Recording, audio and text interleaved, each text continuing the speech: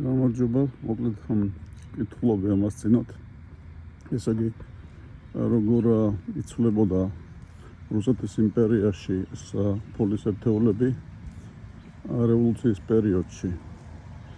ესე იგი, ძალიან საინტერესო რაღაცეებია, გამოხდა და ესე იგი, უკვე რევოლუციის წინ დაიწყო სერიოზული ინფლაცია. ეს იყო დაახლოებით 16-17 წლები, ხო? და მე ახლა ეს ძველი ის რო იყო, რა ქვია, ასმანეთიანები და ხუთასმანეთიანები რუსეთის იმპერიის პეტრე გამოხატული და ეკატერინე ესენი გაუფასურდა კვეთრად, ძალიან სწრაფად. და ესე იგი მოხდა ის, რომ დროებითმა მთავრობამ და მე უკვე ახალმა ბოლშევიკებმა დაიწყეს იგივე კუპიურების ბეჭდა, უფრო ხუთასიანების, რამდენიც მე ვიცი, ხუთასიმანეთიანი იყო ძალიან დიდი თანხა, იმიტომ რომ ესე რუსეთის იმპერიაში ეს ფაქტურად ამ ხუთასმანეთიანი კუპიურით შეიძლებოდა ორი ძროხის ყიდვა, რამდენიც მე მახსოვს ახლა, ანუ ფაქტურად ხელფასები იყო დაახლოებით 50-60 მანეთი ასეთი არაკვალიფიცირებული სამუშაოები. აი მასწავლებელი ასმანეთამდე იღებდა მგონი თვეში. ამდენად დიდი ფული იყო და ეს ხუთასმანეთიანები ჰქონდათ მარტო დიდარ ხალხს რა სახში. ანუ სახში რა შენახული. ესე იგი, ხო ბოლშევიკებმა დაიწყეს ამ კუპიურების ბეჭდათანაც არ შეცვალეს თავიდან დიზაინი. დატოვეს ეს ძველი რაღაცები და პეტრეს სურათი და ყველაფერი. ხო და მე უკვე დაიწყო ამისი ძალიან სწრაფი გაუფასურება 10-ჯერ, 20-ჯერ. მე რა თქმა უნდა კიდევ ერთი საინტერესო მომენტია, რომ იმ წლებში 18-ში, 19-ში, 20-ში იბეჭდებოდა სხვადასხვა ფული. ანუ იბეჭდებოდა როგორც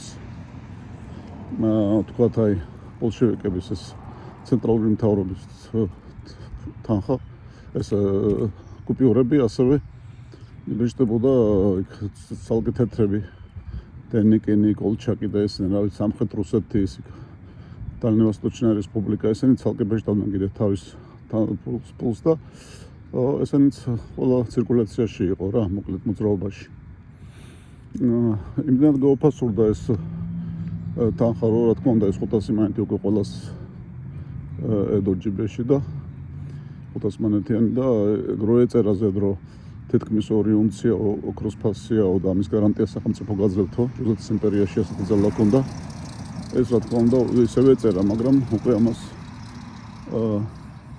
აზრი აღარ ჰქონდა რა, მოკლედ ამ წარწერას. ასეთი სიტუაცია იყო და დაახლოებით იგივე განმეორდა მერე მოგვიანებით უკვე საბჭოთა კავშირის დაშლის დროს, ანუ 91-დან დაიწყო ძალიან სერიოზული ინფლაცია. ჩვენ ყოველს კარგად გვახსოვს, აფხაზეთში ომი რო დაიწყო, მახსოვს ჩვენ სახლში გვედო რაღაც პატარა თანხა იქ 5000 რუბლი, 1000 მანეთიანები მაშინდელი, რომელსაც უკვე ძალა ეკარგებოდა, უკვე დაკარგული ქონდა ძალა, მაგრამ ჩვენ ეგ ვერ გამოვიტანეთ და მე ზობლებმა როგორღაც გამოვიტანეს ჩვენ იქ ეს თანხა, მგონი 5000 იყო თუ რაღაც ეგეთი. და როცა ის თანხა ჩვენ მივიღეთ, უკვე მე მაშინ რუსეთში ვსწავლობდი, უკვე ფაქტურად არაფერი არ იყო ეს რაღაცა. $100 აღარ იყო რა, მოკლედ. ახლა ინფლაცია იმ მომენტში რუსეთში იყო დაახლოებით 1 წელი 1000%-იც იყო წლიური, მერე არის 300-400 რამდენიმეჯერ რამდენიმე წელი და მოკლედ ძალიან გაუფასურდა ეს რა ქვია, კუპიურები. ანუ რასაც მე ვხედავ ახლა, რამდენიც მე გავიგე, ისტორიკოსებთან მე არ მელაპარაკია, ეს ორჯერ ეს ძალიან გარდამტეხ მომენტებში ასეთი ინფლაციები მოხდა, რომ პირველად რევოლუციის დროს 1000-ჯერ, 10000-ჯერ შემცირდა ფულის მნიშვნელობა. სანამ მე უკვე 22-ში თუ 23-ში არ შემოიტანეს ეს ჩერვონეცი და ის უკვე ოქროთი იყო გარანტირებული და მე უკვე რუსეთის ფედერაციაში უკვე 92-დან 13-დან მე რაღაც გარკვეული რეფორმა იქ ჩატარდა, 3-0 მოაწილეს კონი და მე უკვე ესე იგი და სტაბილურდა კურსი ასე თუ ისე ახლა არც ახლა არის ძალიან სტაბილური, მაგრამ ყოველ შემთხვევაში თულათან გადაცვლის კურსი თითქმის სტაბილური იყო. ასეთი საინტერესო რაღაცა მოხდა ორჯერ ფაქტიურად, აი, რასაც ჩვენ ერთს მოვესწარით და მეორე კიდე ალბათ ჩვენს ბაბუებს კიდეც ახსოვდათ, რა, ჩემთვის არავის მოუყოლია, მაგრამ